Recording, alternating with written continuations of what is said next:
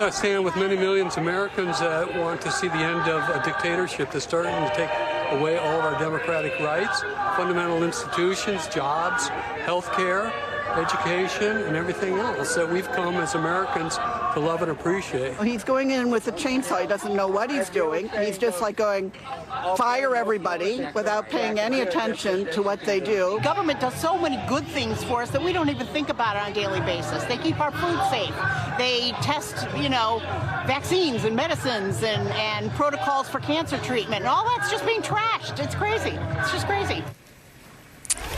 Those were some protesters in Washington, D.C. over the weekend. They were participating in a nationwide day of protests, an outpouring of outrage. More than 1,200 like events all across our country took place.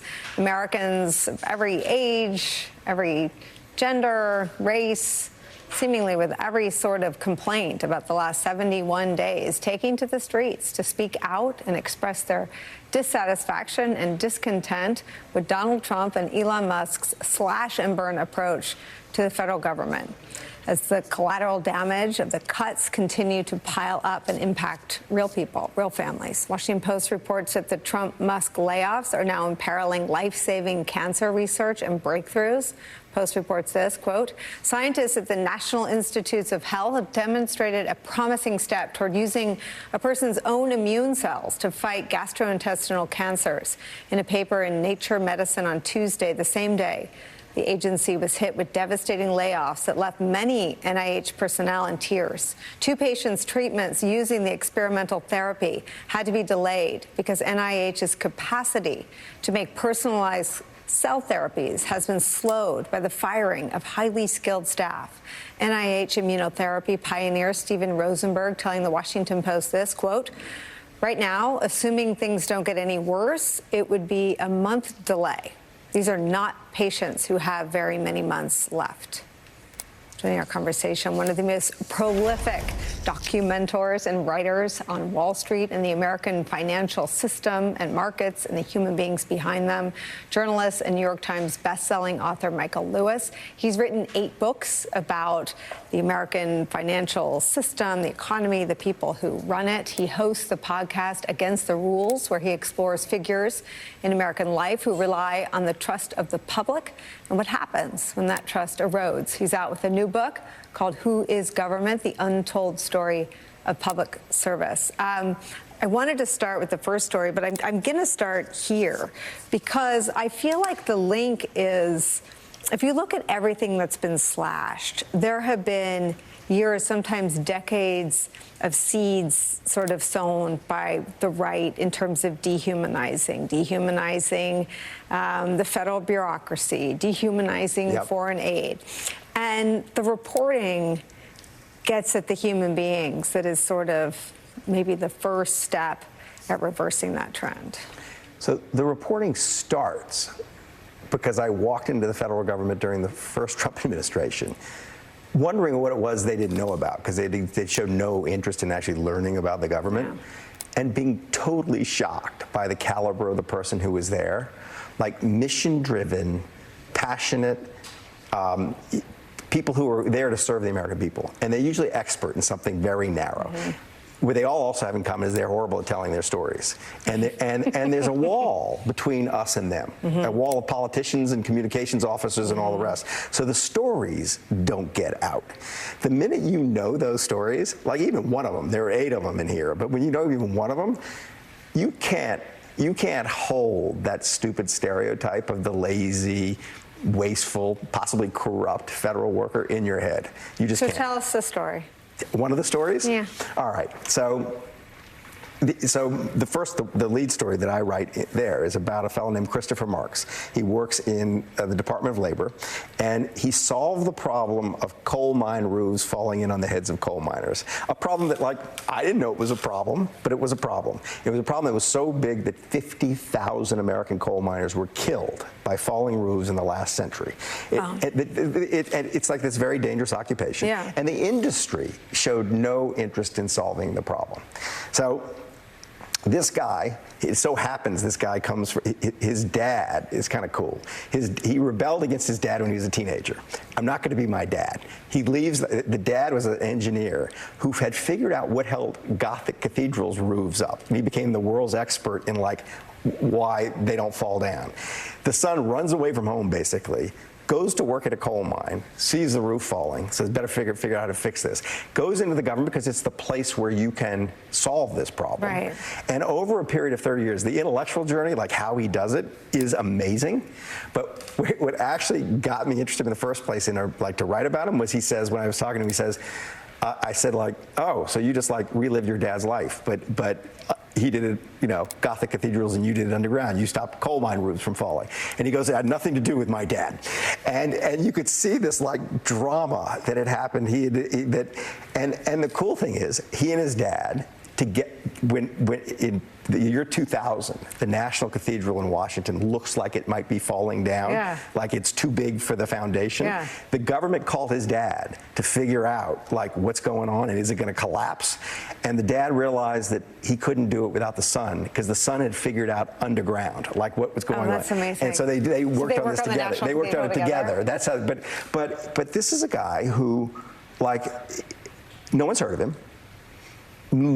His dad was famous actually because PBS did things about the Gothic cathedrals. He saved thousands of lives. He had no particular interest in having his story told. Was bewildered when I called him, like, why are you interested? Just got used to this idea. And he's behind this wall, and like, Americans don't know about him.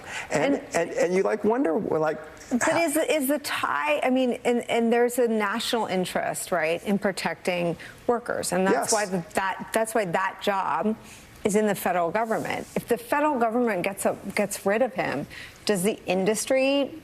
No. Right. We've already. It's the same with pediatric cancer research, exactly. Right? So it's sort of like one way to think about the government that I've come to think of it working on these stories is it's like where all the problems go that the private sector doesn't want to solve because there's no money in it. Right. And a lot of those problems, we as a society have agreed we want to solve them. There's a huge plume underground of nuclear waste in western Washington from the plutonium production in the 1940s. It is headed towards the Columbia River. It will poison the Pacific Northwest if it gets there. The government is engaged in trying to stop that from happening. And there are thousands of things like that the private sector just isn't doing. And so what's wild when you get in is the problems are actually, they tend to be kind of more interesting than the problems in the private sector. Right? They're bigger. That's right. They're bigger. They're existential problems. They're moonshots post-moonshot. They're moonshots without press. That's true. That's true. And so the coal mine roof guy, Chris Marks, he actually ends up being a historian of his own movement. He goes back and says, like, why didn't the private sector do this? Like, you would think they wouldn't want their workers to die. You would think that they wouldn't want the mines disrupted by falling roofs. Right. And he tracks this history. Like, the technology was all created to make it safer. And the way that the industry was so competitive that instead of using it to make it safer, they used it to reduce the cost of mining while keeping the risk the same. Like, it got no better. They do risk-reward calculations. Yes, and the miners just put up with it. And it didn't get better until the government actually came in with enforcement powers and said, criminal. Chris Marks figured this out. You got to use what he figured out. And then they're all actually very happy. It's win-win. Like, the government isn't just imposing this and the industry hates it. When everybody has to do it and they all have the same competitive disadvantages because of it, they're fine with it. And so it's like there are reasons why we have this government. And what's going on now is it's being attacked by people who are not appreciative of the reasons. I have to sneak a break, but I want to come back to this and ask you if this sort of age of hunger for stories means that these folks could tell their story and expect something different to happen. But I have to sneak in a break so you get 2 minutes to think about the answer. I'll hang around. All right, we'll be right back. We're back with someone so special to all of us, best-selling author Michael Lewis. He's out with a new book. We've been talking about it. Who is Government? The Untold Story of Public Service. We were talking about Moneyball in the break. I'm told that there's, not an unrelated, that there's some corollary to data and data guys and the torpedo bats. I mean, these stories and this reporting and telling these stories can change everything. And I wonder if the hope with this is to change or reverse the tide of sort of indifference from the current administration toward these people. So the answer to that is yes. I mean, that's why we did it, right? This was the idea was you get these stories out and it explodes whatever's in people's heads about the federal bureaucrats. And and the book is doing great, right? So it shows that there's a market for this. Hunger. A hunger. And what has bewildered me a little bit is that the political marketplace has not figured that out. Like, these stories are fresh because neither party is actually advertising the government or explaining what it does. So people don't know where their dollars go. They have no idea. There has not been any effort to explain. And in fact, all the writers, I think, would say this. I mean, there were 6 other writers I hired to do this with me, all great writers, all used to telling very difficult stories. I think they'd all say that even though they came in peace, even though they were just looking for stories, that they had to go through like a phalanx of communications people before they were allowed to have a 20-minute session with the person they were interested in. We don't, for whatever, I mean, it's the political class is not incentivized to tell the actual government stories. We hear every day about politics. Yeah. But we never hear about the government. And so everybody you know has an opinion about Donald Trump or whatever. But if you ask them what goes on in the Department of Commerce, they'll look at you with a blank stare. And that's a problem. It's a real problem because it puts those institutions at risk because we don't know what's going on. Well, and it's the foundation. I mean, and I guess you can argue about chicken or egg, but the only reason Musk views it as a political benefit at a political convention to start up a chainsaw and wield it as a metaphor for what he's doing to these people is because the table's been set. The ground has been laid to view them as waste. That's completely right. So what's the opposite? How do you... This is the opposite. Yeah. It's sort of like tell the story. Talk about the story. Show that there's a market for the story so more stories get told. The Musk thing's really interesting, though. But you're right. It does... The fact that we have the ignorance sets the table for the destruction. But the point of the destruction is curious. I mean, what is the point of the destruction? Well, he came in and said, he said a couple of different things. He said he wanted to cut $2 trillion out of the deficit. Then he said it was waste, fraud, and abuse. But you could tell from what they've done that whatever they think they're doing, it's different from what they say they're doing. Like, if you wanted to eliminate fraud, the last thing you do is get rid of the inspector general at any of the agencies. It's the independent referee who is not beholden to anybody, who's been crawling all over the place looking for fraud and knows where to find it. And never has the resources they need to actually get rid. Especially you go talk at HHS, they never have the resources to go get rid of them. And they got rid of all of them. Like, so they've essentially created an environment where it's easier to commit fraud than before. So what do you think they're actually doing? I think it's a gumbo of things. I think there's different ingredients. I think basically it's, from Trump's point of view, what he wants the government to be nothing more than an instrument of his personal ambition. It's like, instead of taking an oath to the Constitution, he wants the federal workers to take an oath to him.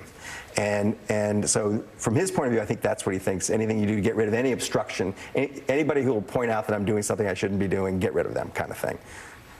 The Heritage Foundation has a kind of like, libertarian, we don't need government kind of, and that which never holds up in theory, but the minute you see what government is doing, you go, no, we need that. It's like earmarks. People want it. That's right. There's a reason we have there are good reasons why we have what we have, and it's true that it needs some fixing here and there, and it has not been refreshed, and like the government workers work in an environment that you or I would not want to work in. Right. But that's a different problem. And then Elon Musk.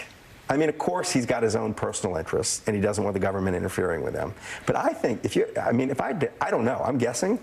I think he just gets off on the attention. I think it's sort of like it's all one great Twitter or X fight for him, and it's like everything he does that causes outrage gives him pleasure. And he clearly, it's shocking to me that he's in this position when he clearly knows less about it than I do, and I almost don't feel like I know enough to come on a cable TV show, much less go in and like wipe the whole thing out. Well, he's able to deal with ignorance in a way that I can't. Well, it's the hubris, right? I mean, and what the federal worker is not, they're not hubristic. They are offended by inefficiency and waste more than Elon Musk is, I would bet my last dollar, because they pay the price of the inefficiencies in the federal government. This is completely right. And if you want to find, like if you said to me, Michael, go write a story about waste, fraud, and abuse, it's so much easier to do it in the private sector. Like, I worked on a Wall Street firm. There are like 1,000 things happen every day that if it happened in any one of these agencies, it would be front page news and it would be a scandal and someone would be fired. So it is nuts to think that that's kind of like these people are all about waste, fraud, and abuse. Sure, they're inefficient government workers. They're 2.3 million civil servants. But broadly, the environment is so hostile to waste, fraud, and abuse already. You can't buy them. You can't buy them a sandwich. You know? Can't buy them a drink. I want to turn to Wall Street with you. Right. Can we see a moment where we can have that conversation? Sure. All right, we'll be right back. Figure it out. We're solving all the world's problems. We're going to have you back to talk about these people because this is what this is about, right? This is predicated. What people are in the street protesting is the elimination of a government that they either know they needed or didn't know they needed until they were gone. Right. And we didn't even talk about NIH, but so much of the cancer research that isn't profitable is only done at the federal government. Right. That's true. That's true. Threatened. I mean, it's a subset of like, the private sector won't do it, so someone else has to do it. With an interest in all Americans. Work on a rare disease. Like the pharmaceutical companies aren't interested in rare disease because they're rare. There's not a market for it. But it's really useful to have this work. Anything long term. Like, let's just like Elon Musk. Tesla gets off the ground because of loan guarantees from the Department of Energy, because it was kind of moonshotty in the beginning. The private sector wasn't going to step in and do that. It's a misunderstanding of like where the wealth of the country comes from. Yeah. It is not just the private sector doing it all by itself. There are these elaborate partnerships with the government, and the government is stepping in places like that, like investment venture capitalists won't make because the payoff isn't for 20 years. Right. But we want, this is why we have the internet. It's like we want those investments made. And by the government. There's no one else going to do it. Right. Well, let's talk about that world. That shorter term world is freaking out as well. What do you make of the last 72 hours? Well, I mean, there's not much to say about it. The tariffs are stupid. That it's his psychodrama. It's Trump's psychodrama rather than any actually intelligent policy. You only do this if you're surrounded by people who tell you exactly what you want to hear. You only do this if you actually has sort of made a feature of ignorance. That like the fact that he knows nothing about, that's important. Because if he actually knew how the international trade system worked, he would never do this. You couldn't do this. But Scott Bassett does. What makes smart men act dumb? I mean, they're sucking up to Donald Trump. Why? Because they work for him and they're scared of him, and they think there's some clever deal they're doing where they're going to get something they want in exchange. But how do they go back out into the real economy? I don't know. It's embarrassing. It's shameful and it's embarrassing. It's with Trump. There is this other thing with Trump. With trade, it's kind of interesting because one way to predict what Donald Trump is going to do is he's going to be very aware that when he walks in any situation, he'll see it as a zero-sum game. He doesn't see win-win situations, and trade is all win-win situations. So he frames every trade as like, if you won, I must have lost. Can't imagine that like we both win by this arrangement. So Trump gets there in a funny way, honestly, I think. He gets to stupidity, honestly. The people around him get to stupidity dishonestly. What do you think the markets will do in the coming days in response to this? I mean, they're going to continue to do what they're doing unless he reverses course. I think there's obviously, because he's so changeable, that there's some large number of people who've got money in the markets who assume once the market falls a certain amount, he's going to reverse himself and it's all going to go back up. And that might happen. We don't want to be in the business of predicting this on television. We get a lot of people in trouble and lose a lot of people money if you start asking me to predict the stock market. But it's in one guy's head. I mean, it's one guy's head. That's exactly right. Yeah. There's no big people keep thinking Donald Trump is playing checkers or chess. Yeah. He's playing checkers. He's playing whack-a-mole. That's what all these do. He's not playing any game you have on your game night shelf. He's got nothing complicated going on. It's really simple. And to attribute like intelligent life there to what's going on is just like it's a mistake. And so here we go. Can you come back regularly? I feel like this is what everything in this moment is about. It's about people who haven't had their stories told.